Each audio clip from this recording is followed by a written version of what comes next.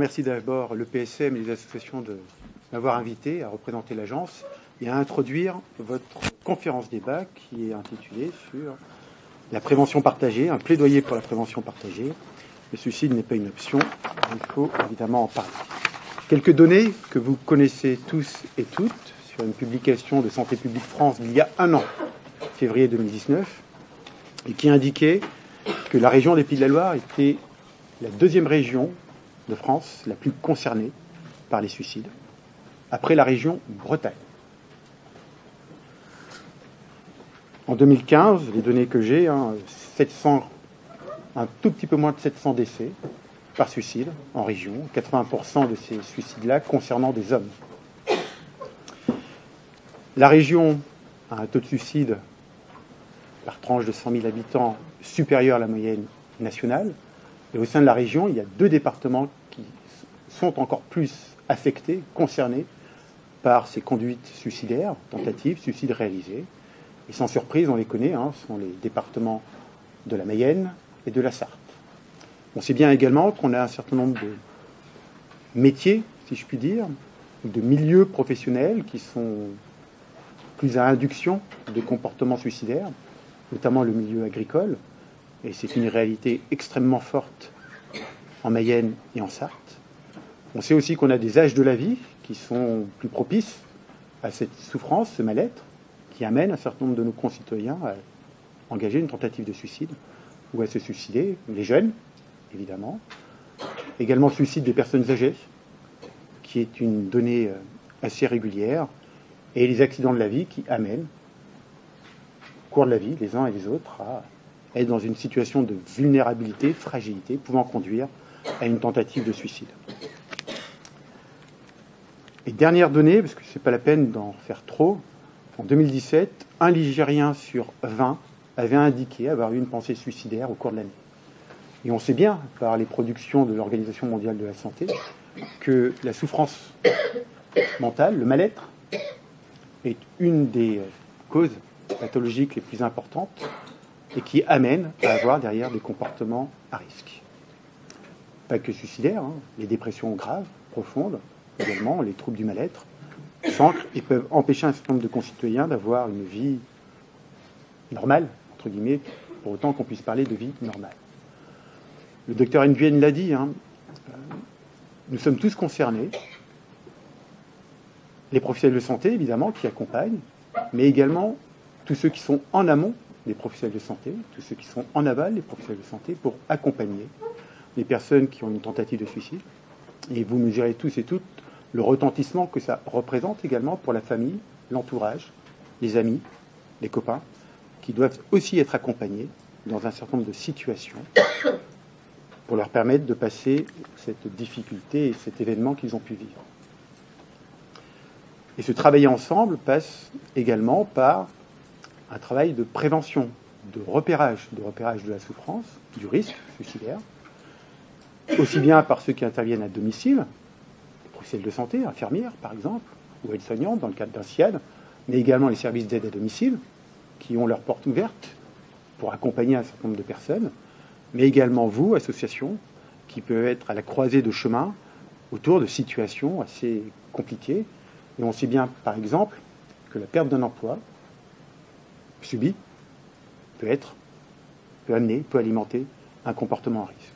Donc les enjeux, ils sont bien sur le repérage, l'écoute, et on mesure l'importance de cette capacité d'écoute active auprès des personnes qui sont en situation de risque suicidaire, pour les accompagner, pour les écouter, les orienter vers d'autres professionnels qui puissent les accompagner.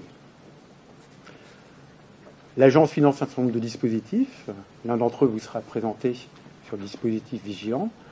Et dans le cadre des mesures, des prescriptions nationales, au travers de la prévention, de l'écoute, du repérage, on a évidemment un enjeu extrêmement fort sur le suivi de ceux et celles qui ont attenté à leur vie par une tentative de suicide.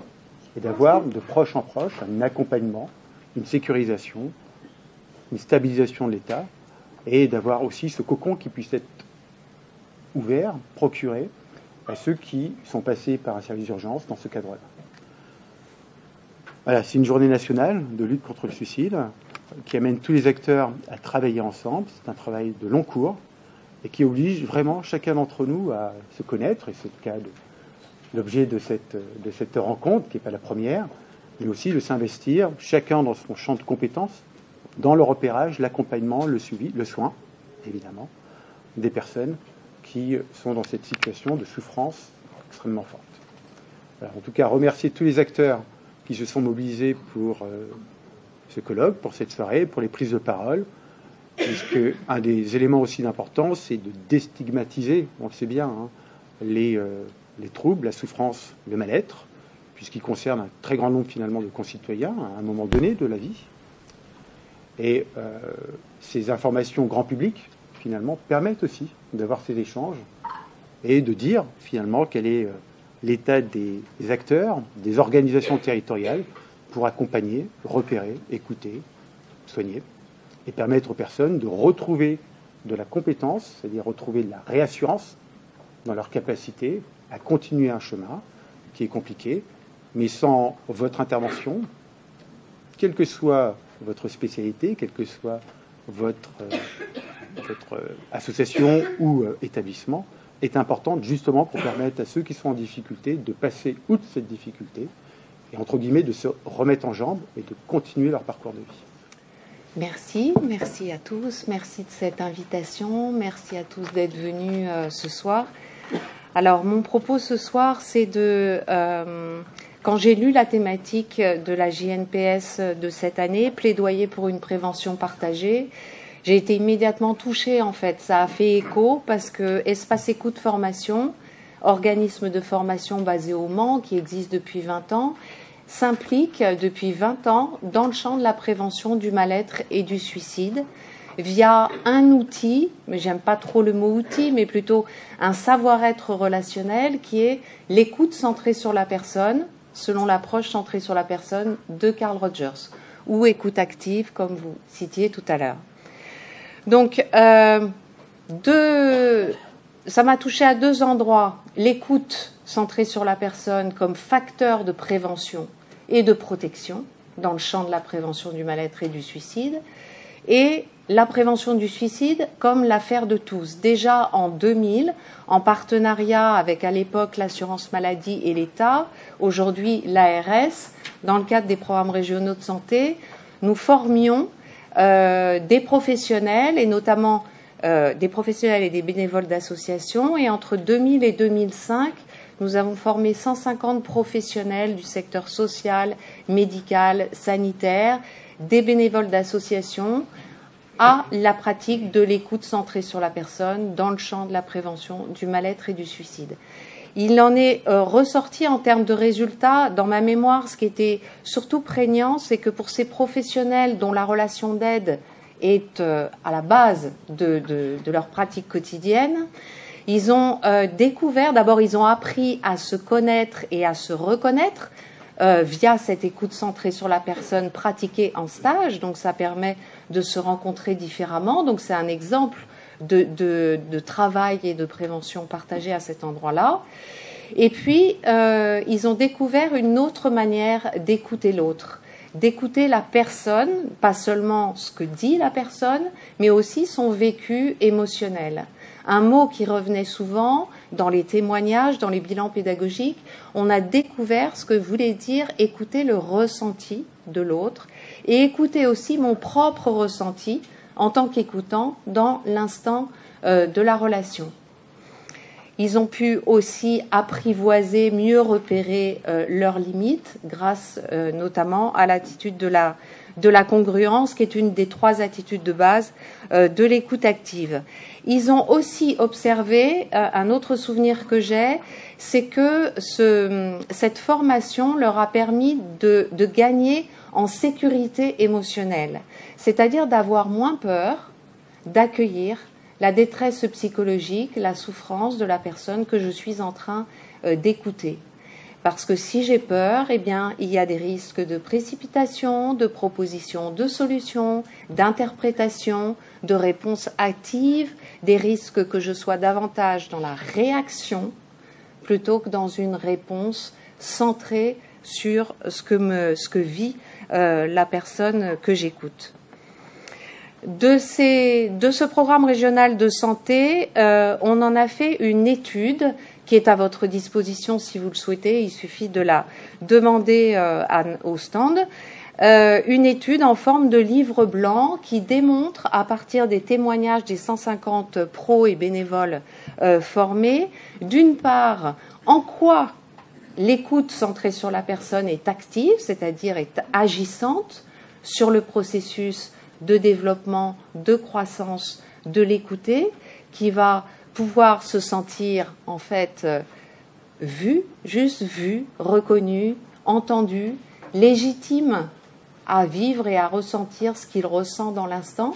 C'est un de nos besoins à tous, fondamentaux.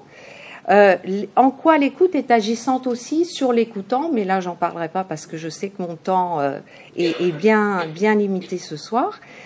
Et le deuxième point, en quoi l'écoute n'est pas naturelle, n'est pas une évidence, même si on peut avoir des prédispositions à la pratique de l'écoute. Écouter, ça s'apprend. Et c'est ce que propose Espace Écoute Formation depuis 20 ans, des formations à l'écoute centrée sur la personne, où les stagiaires découvrent qu'il est peu dans nos habitudes relationnelles que de pratiquer cette écoute. Via une approche pédagogique, et ça c'est vraiment important, dite expérientielle, c'est-à-dire qu'on va s'appuyer sur vos expériences en tant que professionnel, en tant que personne, en tant que bénévole d'association, en tant qu'élu, j'en parlerai tout à l'heure, pour éclairer qu'est-ce que ça fait à l'autre quand je dis ça, qu'est-ce que ça me fait à moi quand l'autre me dit ça, etc. Et c'est à partir de des ressentis des uns et des autres dans le groupe de formation que la théorie de l'approche centrée sur la personne est apportée. Et du coup, elle fait sens puisqu'elle s'appuie sur le vécu, ici, expérientiel des personnes, et pas uniquement avec une entrée d'apprentissage par la tête. Aujourd'hui, ces formations se poursuivent à l'intention des primo-écoutants, des associations d'écoute sartoises. Je cite par exemple l'Escale à Allonne, Parole Arc-en-Ciel de l'association Homogène, qui va intervenir tout à l'heure, et également les intervalles de l'écoute que je vais vous présenter maintenant, mais j'oublie de citer le COPS 53 qui réunit un ensemble d'associations qui œuvrent en prévention du mal-être et du suicide en Mayenne, et le GPS 44 auprès duquel on intervient également, groupe prévention suicide de Loire-Atlantique. Les intervalles de l'écoute, c'est mon deuxième exemple de prévention partagée. Les intervalles de l'écoute, c'est un lieu d'écoute en milieu rural. Il existe depuis 10 ans, il est installé à Montfort-le-Génois et c'est une équipe de 9 écoutants bénévoles que nous avons recrutés, formés à l'écoute centrée sur la personne et que nous supervisons régulièrement, qui écoutent 2 fois par semaine, le mardi et le samedi matin. Pour vous donner une statistique, l'an dernier, les écoutants ont réalisé 130 entretiens d'écoute. Donc c'est accessible à monsieur et madame tout le monde. Ils sont installés, ils œuvrent dans le cadre d'une épicerie sociale et solidaire, mais il y a des personnes, par exemple du Mans, qui ne veulent pas aller sur un lieu d'écoute Manceau parce qu'elles ne veulent pas être reconnues et vont venir, par exemple, à Montfort parce qu'elles sont sûres de ne pas être reconnues. Ça montre encore le tabou du mal-être et combien on a encore du travail à faire pour nous reconnaître humains et faillibles et vulnérables. En 2010, en lien avec ces intervalles de l'écoute et aussi à la demande des autres professionnels qui œuvrent en prévention du mal-être et du suicide, on a introduit un nouveau chapitre dans nos formations à l'écoute centrée sur la personne, le chapitre de comment aller vers l'autre, mon voisin, mon collègue, un ami, un aidé, l'autre que je vois qui ne va pas bien, mon voisin exploitant qui n'a pas sorti son tracteur depuis 3 jours, je m'inquiète, qu'est-ce que je fais de cette inquiétude? Peut-être j'ai peur d'aller sonner chez lui, j'ai peur d'être rejeté, d'être intrusif, etc. Bref, on travaille là-dessus et on a créé une formation sur mesure sur comment aller vers, à partir des 3 attitudes de base de l'écoute centrée sur la personne, que sont la capacité de compréhension empathique, la congruence et l'accueil positif inconditionnel. Comment, en nous appuyant sur ces trois attitudes, comment ces trois attitudes peuvent être des leviers pour nous sentir légitimes et nous autoriser à faire le pas d'aller vers l'autre. Troisième et dernier exemple, à la demande de la MSA Mayenne-Orne-Sarthe, nous avons construit une autre formation sur mesure baptisée REOR, R-E-O-R. Cette formation s'est déroulée de 2013 à 2017. Elle a réuni 180 élus de la MSA Mayenne-Orne-Sarthe, des présidents de canton sur les 3 départements, 18 groupes. Et donc, pour vous définir pourquoi REOR, évidemment, le premier R, c'est pour repérer les signes de souffrance, à quoi je vois qu'une personne vit une souffrance psychologique. Et ça a permis aux stagiaires, aux élus, de mieux comprendre, de mieux reconnaître les signes de souffrance, même s'ils les connaissaient déjà. En fait, le fait de les partager en groupe, eh bien, ça leur a permis d'élargir leur accueil et leur capacité à les comprendre de façon empathique. REOR. Le E pour écouter. Là encore, les élus ont pu découvrir la différence entre écouter le vécu émotionnel et écouter le problème que nous raconte la personne, écouter l'histoire, écouter les faits. Voilà. Et quels sont les effets sur la personne de l'une ou l'autre de ces attitudes. Et tous s'accordaient à dire combien l'écoute centrée sur la personne est contraire à nos habitudes relationnelles, combien ça demande un effort et une pratique régulière, un entraînement, et un entraînement au sortir d'ici, avec la boulangère, avec mon voisin, mes amis, avec mes enfants, etc. Elle se pratique à tout moment et vis-à-vis de chacun, si tant est qu'on ait à cœur d'être dans une qualité relationnelle et de créer ou nourrir une relation de confiance. REOR, le O pour orienter. Là, notre propos n'était pas de définir la liste des vers qui orienter. Ça, c'était dans le chapitre du repérage. On a donné les noms dans le chapitre du repérage, mais plutôt d'attirer l'attention des stagiaires sur la subtilité de l'orientation. Orienter ne veut pas dire rompre le lien. Lorsque je me suis confiée, si je suis mal, si je me confie à quelqu'un avec lequel je me sens en confiance et qui me dit et qui m'oriente trop vite dans l'entretien vers quelqu'un d'autre, je vais peut-être me sentir coupable, je vais peut-être regretter de lui avoir partagé sincèrement ce que je vivais. Donc c'est attirer l'attention sur la délicatesse de cette action d'orienter, écouter avant d'orienter et recueillir, accueillir de façon empathique les réactions à l'orientation. Je vous ai proposé ça, comment vous réagissez, qu'est-ce que ça vous fait?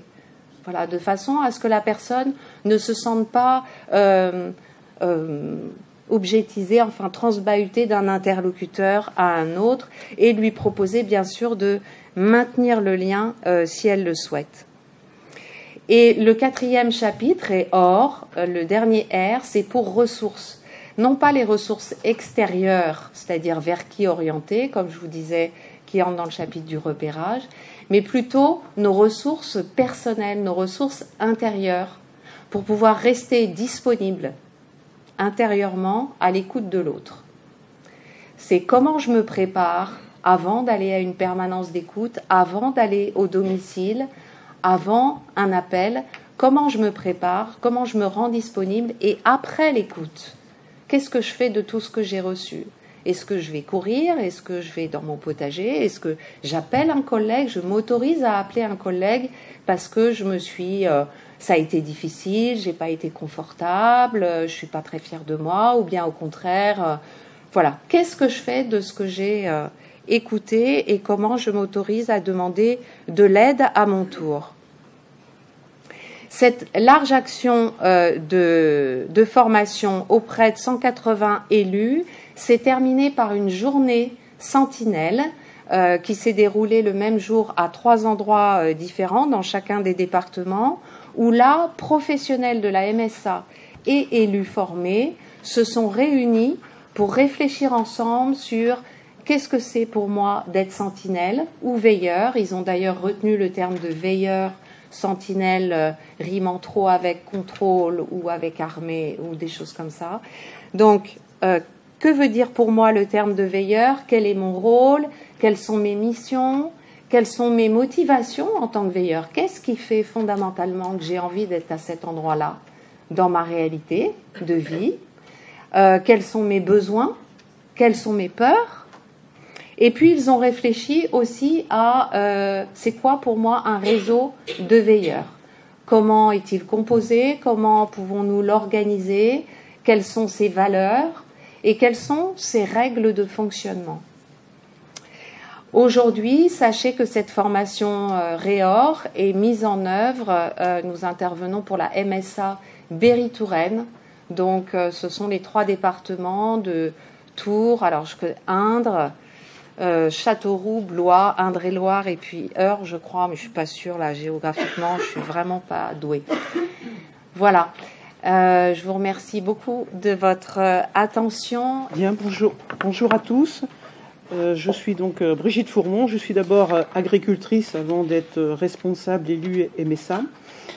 Je témoigne pour la formation, donc je ne vais pas reparler de tout ce que Véronique vous a décrit dans la formation.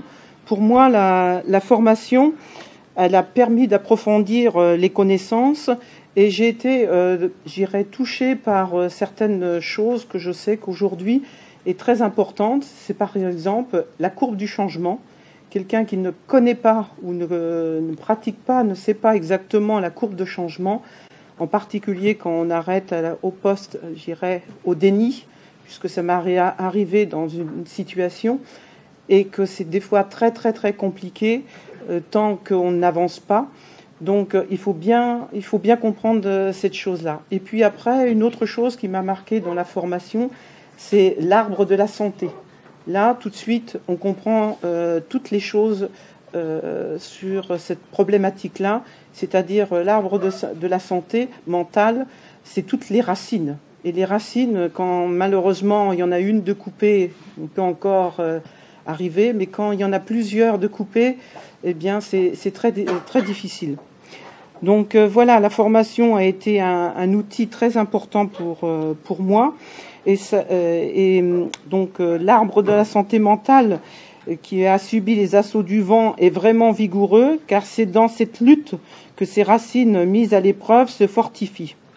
Avoir un peu plus confiance et oser aller vers les autres aussi, ça a été quelque chose qui nous a permis de nous aider, et maîtriser ses émotions et connaître ses limites.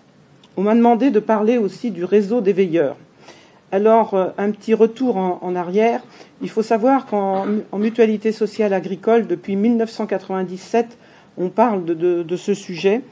Et puis, Mayen Hornesart a été précurseur dans un séjour qu'on appelle séjour répit, suite un petit peu aux aléas climatiques de 1999 qui avaient fait, la tempête, beaucoup de dégâts à la fois physiques, mais aussi chez les exploitants agricoles. Donc le séjour répit a été mis en pratique sur toute la France en 2010. Et puis après, il y a eu la cellule de prévention du mal-être qui s'est faite en 2012. En 2013, comme on vous a dit, les formations des élus. Et 2017, la première réunion de réseau, alors qu'on appelait à l'époque Sentinelle, mais que les élus ont voulu changer, qu'on appelle aujourd'hui Veilleurs. La Mayen Hornesart, en 2018, le conseil d'administration a décidé, dans chaque département, de créer des territoires, des secteurs. Donc, dans le département de la Sarthe, il y a 6 secteurs, chaque secteur avec un binôme. Alors, le binôme, c'est un élu et un conseiller social sur le territoire. Et puis, l'objectif du réseau, c'est de créer un lien entre les personnes formées, soutenir les personnes qui sont formées, et recruter des nouveaux acteurs. Et et décloisonner la démarche en faisant travailler ensemble la MSA, les professionnels, les élus et tous les acteurs du territoire. On s'est aperçu lors de notre formation qu'aujourd'hui, on ne devait pas rester que dans notre profession. Il faut absolument, je dirais, qu'on maille tout le monde sur le territoire et devenir opérationnel du territoire. Alors, ça va être plus facile pour moi de parler vraiment du réseau Loué. Alors, Loué, Brulon-Sablé, c'est un secteur. Aujourd'hui, nous avons commencé à effectuer ce réseau. Nous sommes 25 personnes du territoire, toutes professions confondues. Ça va des domaines de la santé, des maires, un pompier, des agriculteurs, des retraités. Bon, toutes professions et tout âge sont là. Nous sommes à notre deuxième réunion à ce jour. 15 personnes aujourd'hui ont accepté de faire une formation du mal-être par l'ARS. On est en attente de date. Comment ça se passe? On se réunit, on a mis en pratique de se réunir tous les 3 mois, une fois tous les 3 mois, et pas plus longtemps que 2 heures. Et puis, je dirais, le conseiller social a eu une bonne idée de travailler en atelier.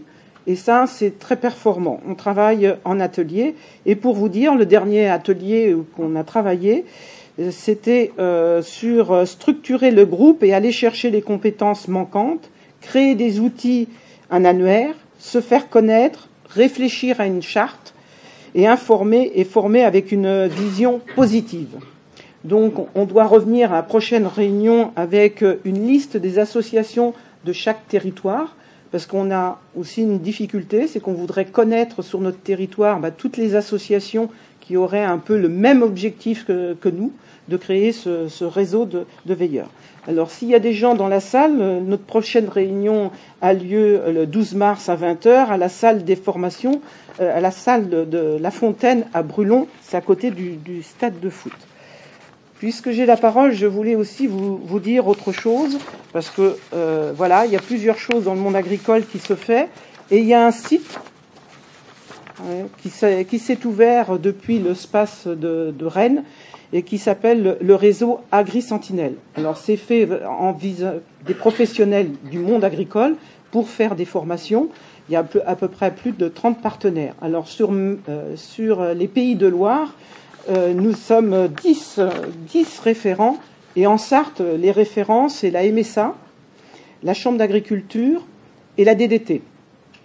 Donc, et puis, nous, ce réseau parle beaucoup de notre numéro de téléphone et notre plateforme téléphonique. Vous avez des petits dépliants en haut dans la salle, qui est une plateforme où on peut appeler 24 heures sur 24. C'est des gens spécialisés en psychologie dans notre profession, parce qu'il faut bien connaître nos problèmes.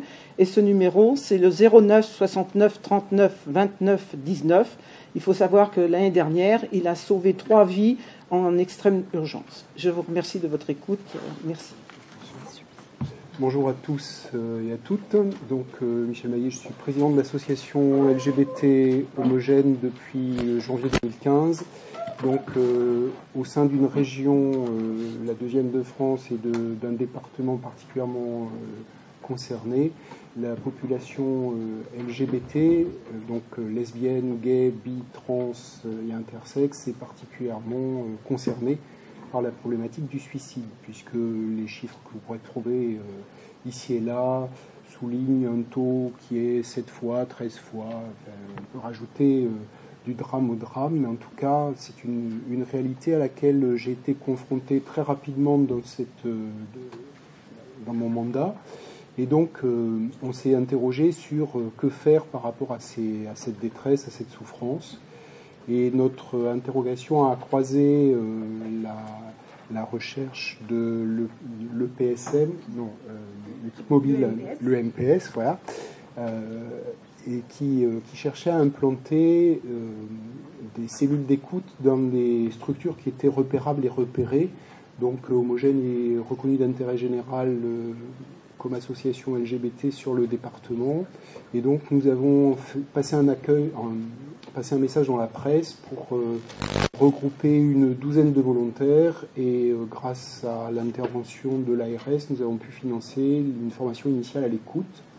Donc aujourd'hui, on continue d'avoir régulièrement des bénévoles qui sont formés à la formation initiale à l'écoute. Puis nous avons aussi une formation qui a été dispensée par le MPS au repérage et prise en charge de la crise suicidaire. Et depuis, nous avons, grâce à cette même équipe, une supervision de tous nos écoutants à peu près tous les 2 mois. Et la mise en place de formations continue sur l'écoute centrée sur la personne. Et en plus, nous avons mis en place des formations thématiques sur l'accueil des personnes suivant leur spécificité. Voilà. Donc ce qu'on a mis en place, c'est une cellule d'accueil physique, gratuite, anonyme, sur rendez-vous, donc qui est ouverte tous les jeudis, ouvrable, de 17h30 à 19h30. On a essayé de choisir un créneau qui permette l'accès à tout, à tous les publics. Ensuite, voilà, on a ouvert le 2 juin 2016. En 2017, on a dû accueillir 108, on a eu 108 entretiens. En 2019, on est monté à 142 et là, on était à 126 en 2019. Donc, il y a un vrai besoin qui se fait jour. Que puis-je ajouter? C'est relativement déconcertant parce qu'on est formé à l'écoute et pourtant on est toujours pris au dépourvu par les problématiques qui nous sont exposées. D'abord parce que quand on dit LGBT, évidemment, on balaie un champ extrêmement large en termes d'orientation, en termes d'identité de genre, en termes de problématiques personnelles, en termes d'âge, en termes de ressources de milieu. Je vous rappelle que ce n'est pas un choix et que ça touche à peu près tout le monde, toutes les catégories. Et donc, voilà, c'est toujours un questionnement, un positionnement par rapport à la personne écoutée. Est-ce qu'on peut rappeler le nom de cette cellule d'écoute et d'accueil? Alors, la cellule d'écoute s'appelle Parole Arc-en-Ciel. On a essayé de viser plus particulièrement le public des scolaires, puisqu'on intervient dans l'établissement. On a eu des contacts avec les infirmières scolaires et publié un petit dépliant de façon à être légèrement visible par les gens qui nous cherchent. Donc c'est la cellule d'écoute de l'association Homogène. Donc si vous saisissez sur Internet Homogène, LGBT, centre... Enfin, vous arriverez à tomber sur nous sans difficulté, le site étant homogène72.net. Et petit à petit aussi, on a essayé d'infuser dans toutes nos activités. C'est-à-dire que les gens qui vont le plus mal ne vont pas forcément venir à la cellule d'écoute, mais ils savent qu'à l'accueil convivial, il y a des gens qui sont présents et qui vont pouvoir créer un premier lien pour essayer de les renvoyer vers la cellule d'écoute. Et puis, sur les activités type randonnée, etc., on s'est rendu compte aussi qu'il y avait des besoins. Il y a des gens qui utilisent ce prétexte-là pour venir parler. Et deuxième aspect qu'on a développé aussi, donc là, on s'adresse directement à la population LGBT, mais on a aussi voulu créer un groupe de parole de parents d'enfants LGBT. Alors, quand je dis parents, c'est parents ou proches. Parce que si la personne a à faire un chemin sur elle-même, qui suis-je, est-ce que je suis normal, est-ce qu'il y en a d'autres comme moi, etc., l'annonce de cette orientation ou de cette identité de genre va aussi profondément impacter le milieu, la famille, les proches, le travail. Et donc on a créé ce groupe de parole. Donc on a pour le moment, on a fait une première réunion en réunissant toutes les personnes satellites de l'association, soit impliquées, soit connues, enfin dans la proximité. Et quand on les a réunis, leur première question c'est « mais enfin, pourquoi tu nous as réunis ?» Et puis rapidement, chacun s'est mis à parler de sa situation, mon enfant ceci, mon enfant cela. Et tout le monde a exposé un peu ses difficultés, toujours les mêmes « j'ai rien vu » ou au contraire « j'ai été vexé de n'avoir rien vu » ou « c'est à moi qu'il en a parlé, pas à son père » ou l'inverse, ou « il ne m'en a pas parlé » et il est... tous ces sentiments de culpabilité, mais aussi tous ces ajustements sociaux. Comment je dois faire? La petite histoire, c'est mon fils se marie, bah, c'est une bonne nouvelle, il se marie en Corse, bah, tu vas faire un beau voyage. Il se marie qu'un garçon, je ne sais pas comment je dois m'habiller. Et ça fait rire, mais je dis chaque fois, ça montre le désarroi de cette personne. Il n'y a pas de savoir-être dans cette situation, tout reste à construire. Et c'est aussi un gros travail pour nous de visibilité, de donner à voir, et non pas donner à voir dans la caricature, hein, à laquelle on nous renvoie toujours, qui est une forme d'enfermement. Voilà. Et donc la deuxième réunion, on l'a fait circuler sur les réseaux sociaux, et on a 2 familles qui nous ont sollicité, 2 familles qui étaient confrontées à un coming out récent, et qui avaient besoin d'ajustements par rapport, mais vous vous rendez compte, j'ai toujours considéré que c'était mon fils, et aujourd'hui il faut que je change de prénom, que je change de pronom, que je la considère différente, et c'est un bouleversement profond. Et je pense qu'on ne peut pas accueillir les personnes concernées sans se tourner aussi vers cet environnement dans lequel ces personnes doivent s'insérer. Je me permets, j'ai une question justement par rapport à ça. Est-ce que vous avez prévu d'étendre peut-être votre antenne à d'autres lieux, dans un milieu peut-être plus rural? Alors, ça pose la question du bénévolat, la question de l'engagement, la question de l'anonymat aussi. Et au jour d'aujourd'hui, il nous est très difficile on a toujours beaucoup de mal à faire vivre une cellule d'écoute parce que il y a une formation, il y a un coût, il y a un engagement. On a vu que très rapidement, il y a des gens qui baissaient les bras parce que se trouver confronté à la douleur de l'autre, même si c'est 1 à 2 fois par mois, c'est quand même quelque chose d'éprouvant. Donc voilà, pour le moment, on arrive à faire vivre la cellule, mais on n'a pas d'autre ambition que celle-ci. Je vous dis, en essayant de la faire diffuser sur nos activités. De façon, voilà, par exemple, à la Gay Pride, au village associatif, il y avait un stand de parole arc-en-ciel. J'ai participé aux réunions de bassin des infirmières scolaires pour leur présenter l'action.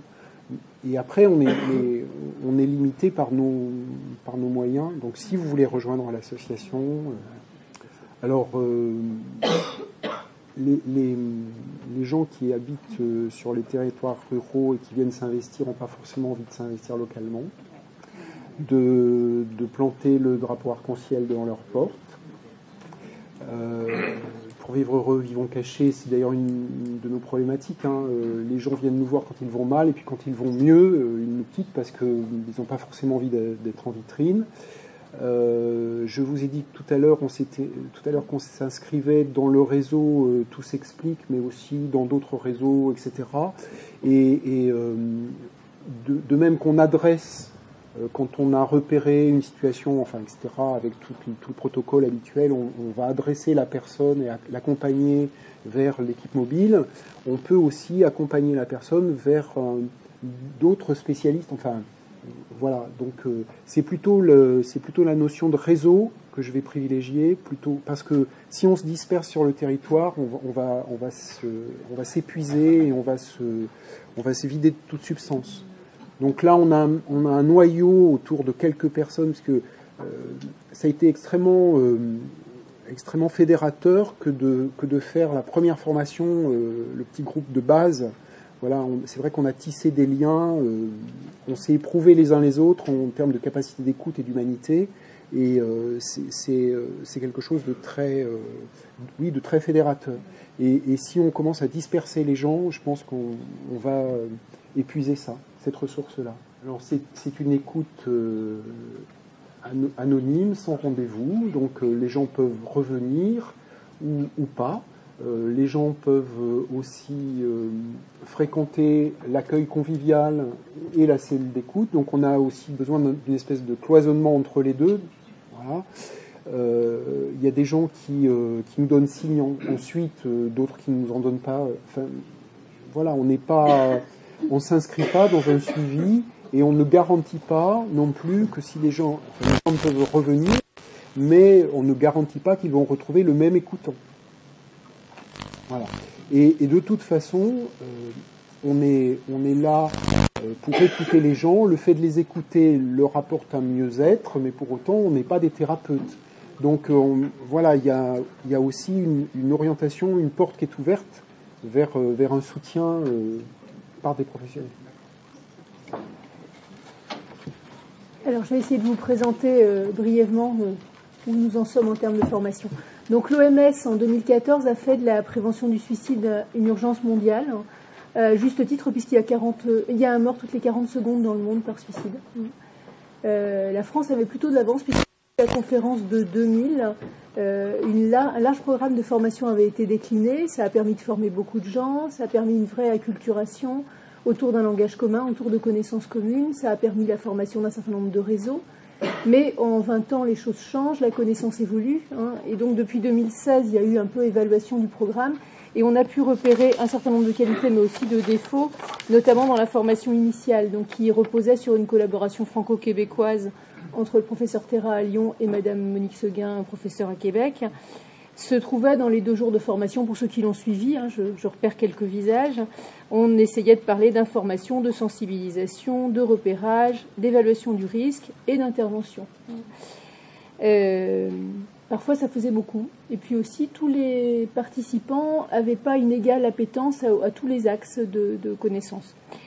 Donc, depuis 2016, l'idée a circulé de refondre un petit peu tout ça, notamment en s'appuyant sur le groupement d'études et de prévention du suicide, qui est la Société savante française de suicidologie, qui a des liens très privilégiés avec Madame Seguin. Et donc, ils ont mis en place un nouveau dispositif de stratégie multimodale qui repose sur 4 bras. La formation, on va en parler. La mise en place d'un numéro national SOS Suicide qui est encore dans les cartons, mais qui est travaillé. Le bras vigilance dont notre éminent collègue Angevin va nous faire la présentation. Et puis le bras Papageno qui est un dispositif de prévention de la contagion suicidaire pour aller très vite, notamment par l'éducation des journalistes, etc. Pour veiller à ce que la communication autour de la question du suicide ne soit pas facteur de contagion suicidaire. Donc voilà, la formation reposera désormais sur une fusée à 3 étages. On va établir 3 groupes possibles de formés. Donc nous allons diffuser sur 2 jours une formation intervention crise suicidaire qui s'adresse à des cliniciens de terrain qui interviennent quasi quotidiennement auprès de personnes en crise suicidaire. Leur rôle, ce sera de l'évaluation et de l'intervention de crise suicidaire. L'intervention, pour faire vite, pour ceux qui n'ont pas suivi la formation précédente, c'est l'idée qu'auprès d'une personne en grande souffrance, on peut réduire la souffrance un tout petit peu, gagner un peu de temps, etc. Ça, c'est l'intervention. Les concepts théoriques sur lesquels repose toute cette formation, c'est le concept de la crise et le concept de l'éthique de l'inquiétude. En d'autres termes, il faut favoriser le fait d'aller vers l'autre pour lui exprimer son souci.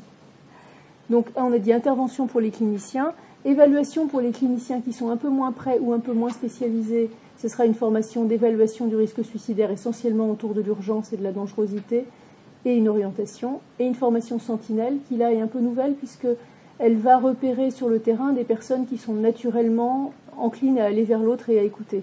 Et on espère réussir à créer un réseau. La difficulté, c'est qu'il faut déployer tout ce réseau doucement. Donc l'année dernière, ont été formés des formateurs nationaux qui, cette année, vont auprès des formateurs régionaux diffuser la maquette de formation. Et les formateurs régionaux commencent à la fin de l'année 2020 à diffuser ces formations. Donc, il va de soi que ça ne servirait pas à grand-chose de former des sentinelles si le dispositif d'aval n'est pas opérationnel. Donc, pour l'instant, intervention, évaluation, sentinelle, ce sera plutôt pour l'année prochaine. Voilà. Je vais commencer par remercier les organisateurs de cette soirée de m'avoir invité, le Dr Nguyen, évidemment. C'est un grand plaisir. Je viens vous parler du coup de vigilance. Donc Vigilance Pays de la Loire, qui est une déclinaison pour notre région, mais je vais vous l'expliquer après. En fait, c'est vraiment, comme il a été dit à l'instant, ça fait partie du plan national sur le suicide. Donc vigilance. Alors il s'agit d'un dispositif de veille. Je vais vous en reparler pour préciser ce qu'est un dispositif de veille. De patients suicidants, donc qui ont réalisé une tentative de suicide, donc quelque chose d'établi. On prend en compte aussi les gens les tentatives de suicide interrompues, que ce soit par le patient lui-même ou évidemment par sa famille. Et ça se fait par téléphone.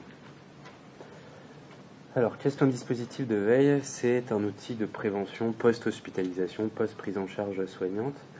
L'idée vraiment première, c'est de bien être d'accord, c'est vraiment un complément. On ne se substitue pas dans un dispositif de veille à ce qui est fait habituellement, à la prise en charge habituelle. On est vraiment un complément, on est un maillage supplémentaire. L'idée également, c'est de maintenir un lien dynamique, donc entre le soignant, entre nous par exemple dans Vigilance, et le patient, que le patient puisse avoir accès à nous et qu'on puisse aller vers le patient. Et puis l'idée également, c'est de ne pas envahir le quotidien. Et quand je vais vous présenter l'algorithme de Vigilance, vous allez mieux le comprendre.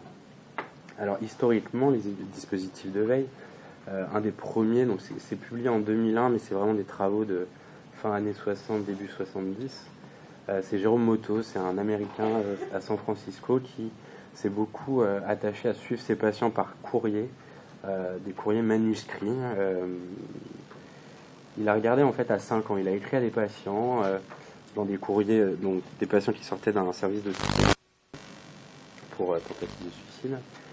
Il leur a écrit des courriers manuscrits, personnalisés, où on pouvait reprendre des éléments de cette hospitalisation.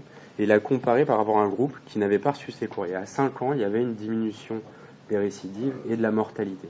Il a recomparé ces groupes à 15 ans, il leur a écrit que pendant 5 ans, et à 15 ans, il n'y avait plus de différence significative.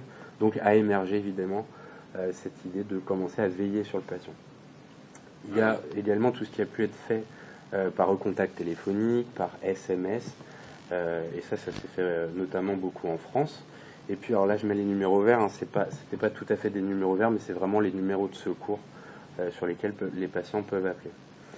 L'idée de Vigilance, en fait, c'est de prendre en compte tous ces effets protecteurs de chaque dispositif et en fait de le synthétiser et ça rentre, en fait, ils rentrent tous dans Vigilance. Alors, les objectifs du dispositif, c'est des objectifs très généraux mais assez logiques. Diminuer le nombre de récidives de tentatives de suicide, évidemment la mortalité par suicide, évaluer l'impact d'une prise en charge harmonisée des patients suicidants dans la région. On entend également, évidemment par harmoniser, travailler en réseau, et puis contribuer, participer, renforcer l'animation du réseau régional de prévention de suicide, et probablement que le meilleur exemple est mon intervention ici ce soir. Alors, ce qu'il faut avoir en tête, c'est que Vigilance, initialement, c'est un projet de recherche. C'est lillois, c'est les équipes du professeur Veva à Lille. Ça a ouvert pour la première fois en février 2015. Et puis très rapidement en 2016, ça s'est étendu dans des régions pilotes, donc à Rouen en Normandie, à Brest en Bretagne, en Occitanie à Montpellier, puis dans le Jura. Et puis vu les premiers bons retours, ça a été repris en fait par le ministère, et en fait c'est via les ARS, avec cette volonté, la ministre l'a notamment répété dans un congrès début janvier, que Vigilance soit implantée dans toutes les régions métropolitaines et d'outre-mer d'ici fin 2020.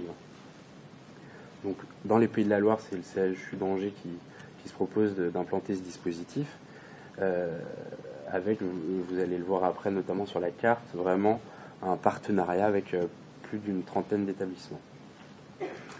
Alors, comment ça marche Vigilance? En gros, vous avez un patient donc suicidant dans un lieu de soins pris en charge qui rentre chez lui. C'est vraiment le moment de la sortie. Évidemment, prise en charge habituelle, les rendez-vous, enfin voilà. On se propose à ce moment-là de remettre au patient une carte ressource sur laquelle figure un numéro vert, une lettre d'information sur ce qu'est Vigilance, et puis parallèlement à ça, cette équipe de soins qui s'occupe du patient nous faxe, alors quand je dis nous, c'est la cellule Vigilance et on est basé donc au CHU d'Angers, nous faxe des informations, notamment évidemment médicales et suicidaires, sur la symptomatologie suicidaire du patient, et nous on le rentre dans une base de données et on a des éléments pour pouvoir, quand on va le recontacter, discuter sur ce qui lui arrive. L'idée c'est de veiller sur lui, donc selon le profil de patient, on va pouvoir le contacter à des moments différents, mais c'est de pouvoir, en fait, c'est ce qui a été dit juste avant, hein, c'est vraiment la bienveillance, l'inquiétude, c'est comment vous allez. Sur le fax qu'on reçoit, on demande en fait d'être informé sur ce qu'on appelle le compromis de sortie, c'est vers qui ce patient, qui va prendre en charge ce patient, et du coup aussi par téléphone on pourra s'assurer que ce qui avait été prévu a pu être mis en place? Est-ce qu'il y a eu des difficultés? Est-ce que si ça n'a pas été fait, pourquoi? Et comment aussi Vigilance peut permettre de remettre les patients en fait dans le soin? C'est une veille qui dure 6 mois. Après, il y a, malheureusement, je dirais, c'est toujours possible de re-rentrer dans une veille s'il y a une récidive. Quand on a le patient au téléphone, donc quand on l'appelle, soit c'est un simple appel et on poursuit la veille.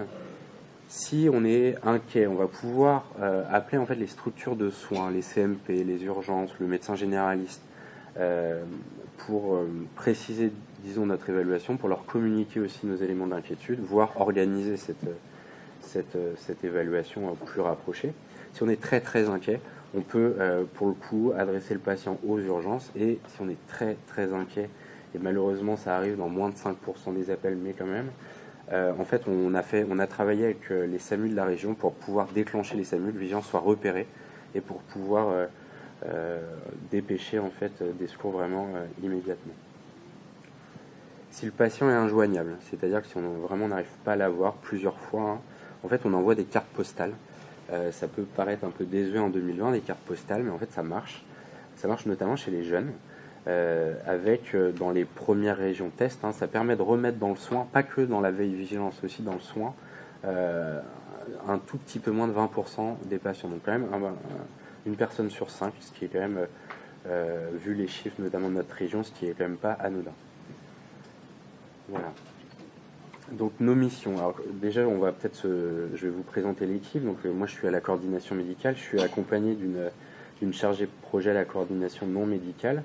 Et puis, on a recruté 4 infirmiers qui sont à mi-temps. Donc le nom dédié, c'est les vigilanceurs. Donc leur fonction première, c'est de recontacter, ce que je vous disais, à des moments précis, selon l'existence d'antécédents suicidaires. Avec le numéro vert dont je vous parlais sur la carte ressources qu'on remet au patient au moment de la sortie, du coup on a cette possibilité de ligne d'écoute. Je parle également là dans la diapositive des liens avec les soins locaux. Je vous en ai parlé sur si éventuellement on avait des inquiétudes, mais également à chaque inclusion du patient dans le dispositif, on envoie un courrier au médecin généraliste avec un dépliant d'informations aussi pour déjà en fait aussi travailler ce réseau avec les médecins généralistes.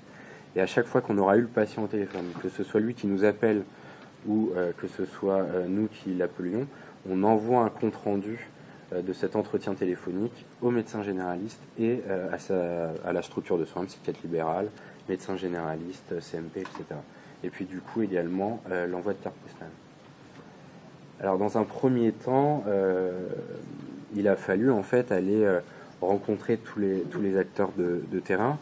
On s'est concentré sur, pour le moment, je dirais, dans un souhait d'implantation initiale, 34 établissements de santé dans la région, publics ou privés, ayant un service d'urgence et ou de psychiatrie. Donc ça représente 34 établissements. On en a rencontré pas loin de 30, avec dans certains centres déjà plusieurs réunions, et on a pu leur remettre le matériel, puisque on est ouvert depuis maintenant 10 jours, depuis le 27 janvier 2020, donc en fait on est opérationnel, et du coup les inclusions ont commencé dans le dispositif. Bien. D'abord, merci pour la qualité des interventions de nos 4 intervenants, avec des sujets un peu différents, mais qui se recoupent tous en termes de prévention.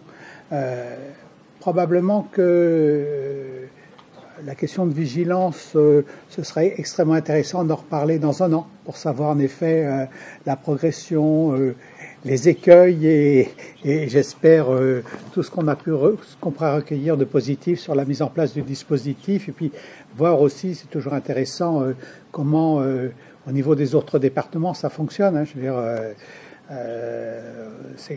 on trouve que nous, personnellement, on trouve que ce dispositif est extrêmement intéressant.